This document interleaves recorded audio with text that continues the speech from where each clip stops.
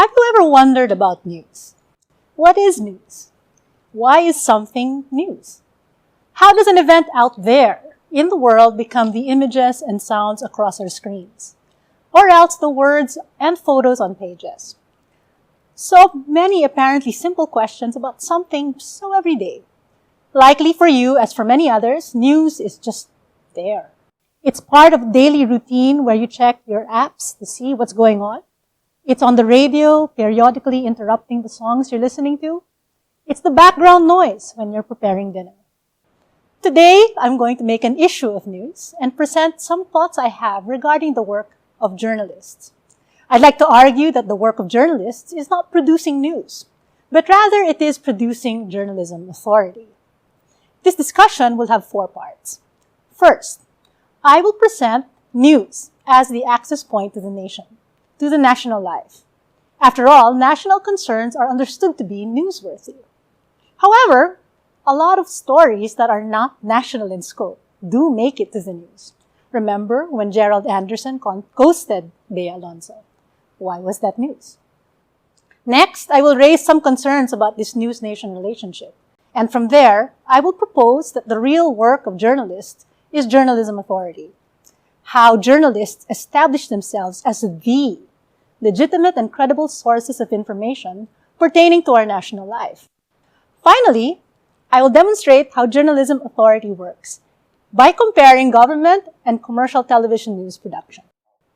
Question: what do you think the work of journalists is? When I pose this question in class, I usually get these answers. 1.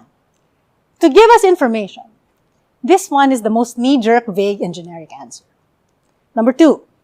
To survey our environment and alert us to the important issues that we should know about. This is a textbook answer.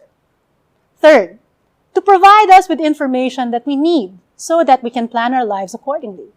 Lately, this answer is connected to COVID-19 related frustrations and the need for reliable, accurate information. And 4, some say, to inform us about current events so that we can participate in our democracy. This answer is often connected to statements concerning the elections, the common good, and the future. And there is also the 5th answer, which is to hold the powerful to account and uncover wrongdoing. This answer is invariably followed by militant statements concerning cultures of iniquity and corruption in our country. This list presents what people think journalists do. And what they have in common is that news seems to be something that points us to the area of social life beyond the immediate confines of our homes, outside the limits of our everyday preoccupations, responsibilities, and concerns. In news, we perceive the world of national issues and activities. The need to reclaim our territorial waters from Chinese encroachment. The efforts to eradicate from our country the scourge of illegal drugs.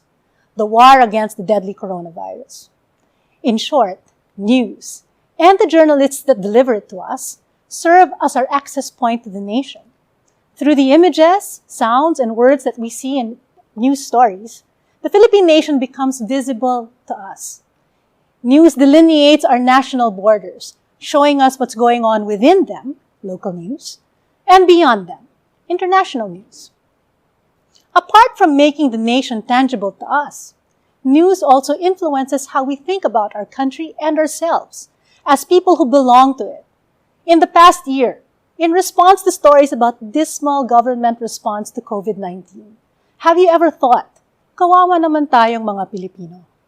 What have you done in response to such bad news? Did you stay home, as requested by the Department of Health and the Interagency Task Force? Were you among those that hoarded toilet paper and canned goods? Craig Calhoun argues that nation is a discursive concept that has to do with what we think, feel, and do in relation to it. As news influences how we think, feel, and do about the Philippines, journalism does play an important discursive role in a democracy such as ours. Being our access point to the nation provides journalists with the symbolic power to interpret and present what they perceive to be important issues to us. News and nation seem to be tied together, a news-nation relationship. Now, reflecting upon this news nation, Scholars have asserted that this is largely an assumed relationship since there is no solid empirical evidence that says news indeed points us to the nation, even if the stories presented concern people scattered across our 7,100 islands. This is supported by my own research among Mindanao viewers of TV Patrol. They assert that watching the news makes them feel like aliens in their homeland. Televised news, they say, always presents them as if they were terrorists and their provinces are war-torn wilderness. That's not who we are, they cry. Instead of pointing them towards national belonging, they are directed towards their own cultural identities as Mindanaoans. Instead of generating national belonging, watching TV Patrol strengthens their cultural identities, causing them to look out for their own regional interests. Another thing is that journalists are not professionals in the way that lawyers, engineers, and doctors are.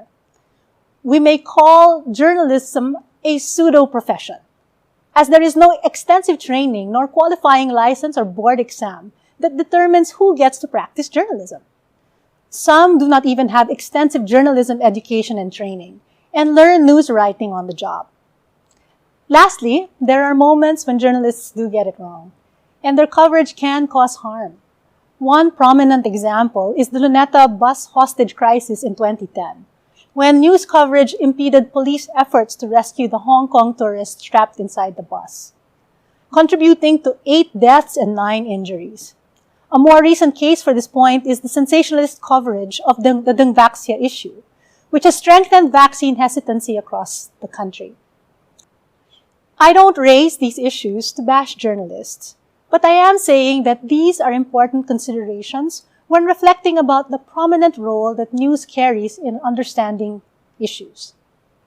Lately, and increasingly, in writing stories that carry a critical edge towards government policy and activity, we hear accusations about bias and self-interest being leveled at journalists. They are implicated in power relations between their respective news organizations and other social institutions, such as government and its myriad agencies. For both government and commercially owned news establishments, complaints about being propagandist or being profit-oriented are leveled against journalists when news is negative or unfavorable. This brings to fore that journalists do not work in a vacuum, but are at the crosshairs of intersecting power relations as they report on events. They are vulnerable to the interests not only of the people they cover, but also to the interests of their organization's owners and their audiences. They are quite prone to the workings of power as it moves across institutions and also inside their respective media organizations. The recent rise of bloggers and social media influencers who likewise present information to audiences generates questions about what distinguishes journalists from other communicators who are similarly in the business of surveying the environment and sharing information. If news does not necessarily bring a nation together, if journalists are not professionals in terms of their credentials, if they can make drastic mistakes in their coverage, if they compete with information amateurs, such as bloggers and influencers, and are vulnerable to the intersecting interests of powerful elites and institutions, what makes them credible sources of information? This is where I turn to journalism sociology and the work of Barbie Zelizer, who coined the concept journalism authority in the early 1990s.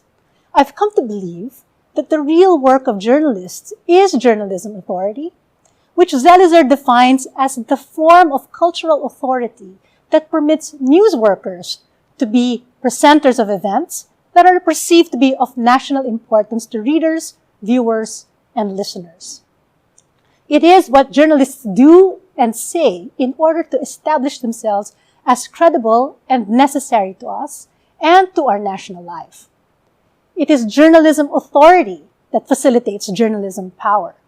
And importantly, as Zelizer points out, this authority needs continuous work and maintenance so as to remain unquestioned and unchallenged.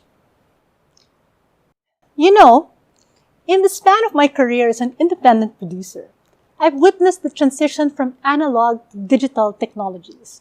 Cameras no longer need blank cassette tapes shoved into video recorders. All they need now is a card. Laptop computers are powerful enough to run nonlinear editing programs and digital effects. Anyone can do media. When he observed this revolution taking place, my father asked me, "So what makes you different from any aspiring wannabe feeling media person?" It remains a hard question to answer as it asks for the distinction between a professional and an amateur. And given the serious lack of credentials and other vulnerabilities presented earlier, the line between professional journalists and amateurs, such as a blogger, is one that is drawn from journalism authority. One way that journalists construct their authority is to draw from the news production process. This is a process they claim guarantees veracity, accuracy, and credibility.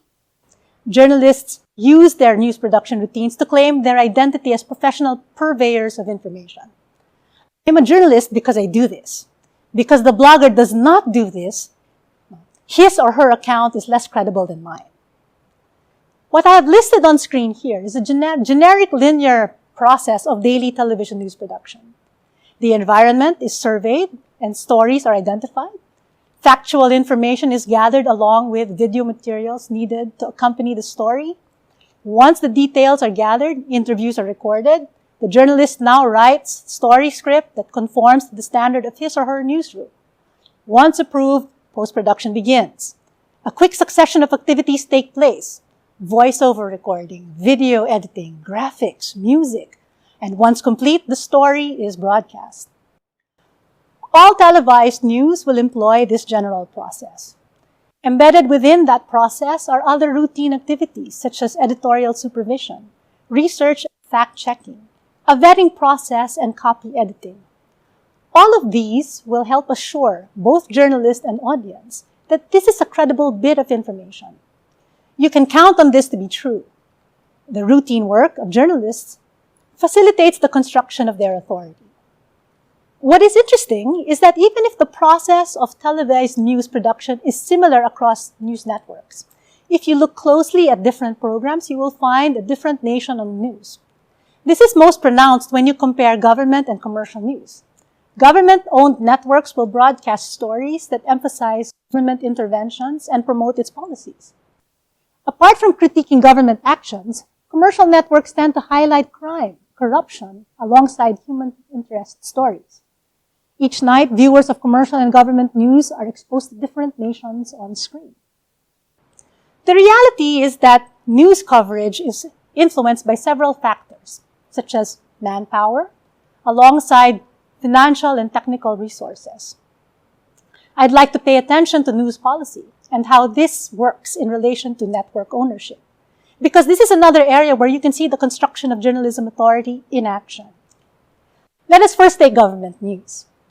During my immersion in the PTV4 newsroom, the news workers there shared with me the policy that they must give priority to the Office of the President, and then to other government agencies. Further, being a channel for government information, the network is a resource for the incumbent administration to combat the criticism it receives from commercial newsrooms. The stories must always be framed positively and uncritically. Government news workers understand that this policy may violate journalism values of autonomy and independence, since their stories may appear propagandist, promotive rather than critical, as we might expect of the fourth estate. They have arrived at a way to assert their authority as journalists that is compatible with a policy that compels them to always present government favorably. Viewers must be informed about all things that the government is doing. In their view, pro-government news performs a public service function. This allows them to assert their credibility as journalists. In comparison, commercial networks are compelled to gain as large an audience as possible so that they can win in the ratings game. The more ratings they can bring in, the more advertising revenue is generated. From their audience research, they understand that viewers are drawn to stories about crime, find consumer-related information relevant, and enjoy updates about their favorite celebrities. Inevitably, these stories receive much prominence in commercial news lineups, as audiences have been found to relate them to their personal security and well-being. But sensationalist accounts of crime are again not in keeping with the highest standards of journalism, which ideally should present issues of national interest. Commercial news workers then, therefore, assert that presenting stories about crime provides a public service to audiences by reminding them to take care and be cautious. In their construction of journalism authority, the focus on personal security is a definition of public service that is compatible with the commercial imperative to produce advertiser-friendly news. As they are not infallible, journalists work hard to present a discursive nation daily on the news. I have tried to show you that as they do, they must contend with the contradictions within their respective news organizations. As one journalist put it succinctly, we are still journalists. Hopefully, this brief look at news from the lens of journalism authority allows you a glimpse of how vulnerable news production is to power. Journalists do respond to power in creative ways that merge journalism standards and values with other imperatives that come from news policies. And by considering journalism authority, I hope you come away from this lecture with a stronger appreciation of the complexities and contradictions of living in a media-saturated society such as ours.